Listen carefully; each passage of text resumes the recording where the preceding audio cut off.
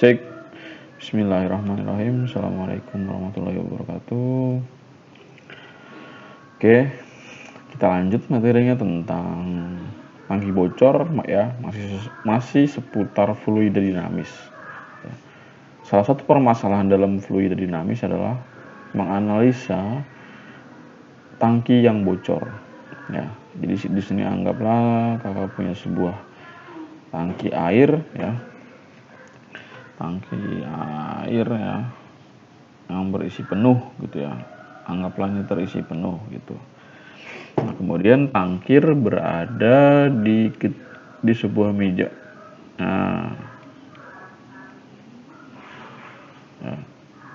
Ketinggian air dari dasar dari tanah adalah H ya. Nah, kemudian pada tangki terdapat sebuah lubang ya, ya, lubang sehingga air yang ada di dalam itu bocor dan keluar membentuk sebuah pancuran seperti ini ya, membentuk sebuah pancuran, kepanjangan di sini aja. Nah, membuat sebuah pancuran. Nah, kemudian apa yang dipelajari di sini ya? Yang dipelajari di sini adalah pertama adalah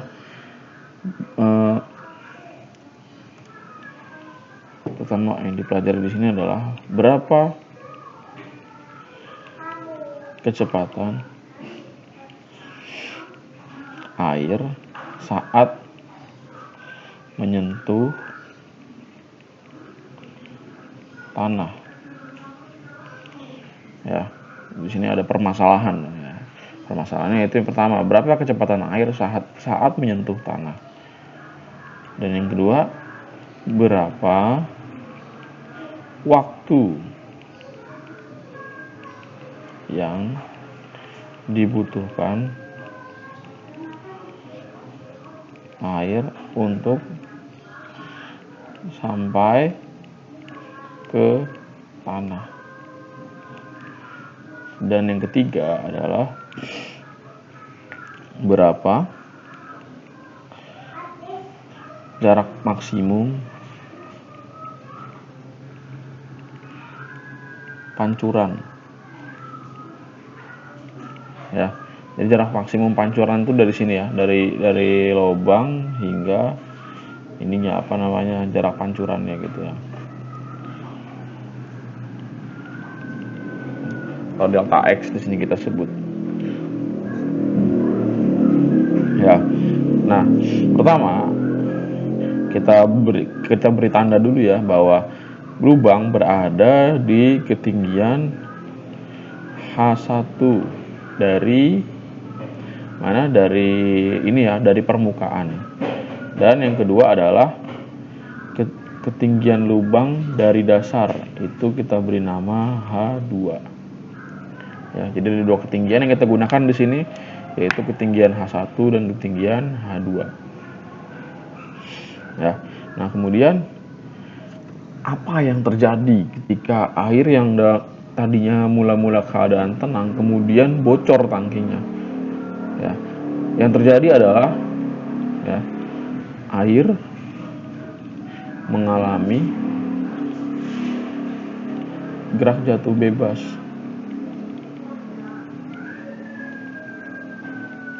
Ya, air mengalami gerak jatuh bebas, teman-teman. Ya, artinya apa? Ketika sebuah objek mengalami gerak jatuh bebas, ya, maka yang terjadi adalah pertama, kecepatan air ketika pertama kali keluar dianggap 0, ya, kecepatan awalnya 0. Karena apa? Dia bebas jatuhnya, tidak ada gaya yang mempengaruhi si air untuk jatuh, untuk keluar. Jadi dia mengalir begitu saja, makanya disebut gerak jatuh bebas. Nah, ketika gerak jatuh bebas, maka kecepatan awal air adalah 0. Nah, sekarang kita jawab permasalahan pertama, berapa kecepatan air saat menyentuh tanah? Ya. kita gunakan persamaan graf jatuh bebas yang ketiga, yaitu apa? VT kuadrat sama dengan VO kuadrat plus 2GH. Ini pernah kalian pelajari di kelas 10 ya, jadi silakan ingat lagi ya, kakak hanya melanjutkan saja ya. Nah, VT kuadrat sama dengan VO nya apa? 0 nah, 2G H-nya mana yang digunakan? H2 atau H1? H1 yang digunakan. Kenapa? Karena laju aliran ketika sampai di sini itu bergantung pada posisi lubang dari permukaan. Maka yang kita gunakan adalah H1. Ya, jadi H1 di sini. Jadi VT sama dengan akar 2G H1. Kita dapat persamaan yang pertama. Ya. Dan yang kedua adalah tadi berapa waktu yang dibutuhkan air untuk mencapai tanah ya, kita gunakan persamaan yang kedua. Nah, persamaan yang kedua pada graf jatuh bebas yaitu H sama dengan V0 dikali T plus setengah GT kuadrat. Oh iya, kenapa pakai persamaan ini? Karena kan kita mau nyari waktu ya, kita hanya punya data waktu, percepatan gravitasi, kecepatan awal, dan ketinggian. Ya, kita nggak perlu VT untuk mencari untuk mencari besarnya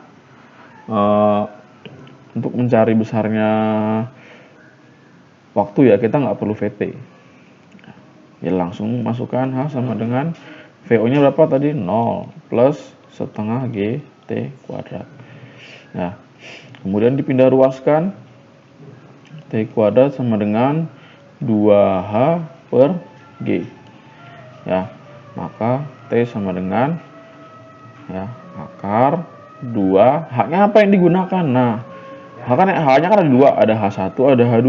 Yang kita gunakan adalah H2. Kenapa? Karena waktu yang dibutuhkan air untuk sampai ke tanah itu bergantung pada jaraknya dari tanah. Jaraknya dari tanah. Ya, bukan jaraknya dari atas, jaraknya dari tanah gitu. Maka yang digunakan adalah H2 per G. Ya. Nah, kemudian yang ketiga, yang terakhir, berapakah jarak maksimum pancuran ya? Berapa jarak maksimum pancuran? Ya, kita kan udah belajar ya bahwa jarak adalah kecepatan dikali waktu gitu kan. Ya. Kecepatannya kan VT. VT dikali T waktu gitu. Ya.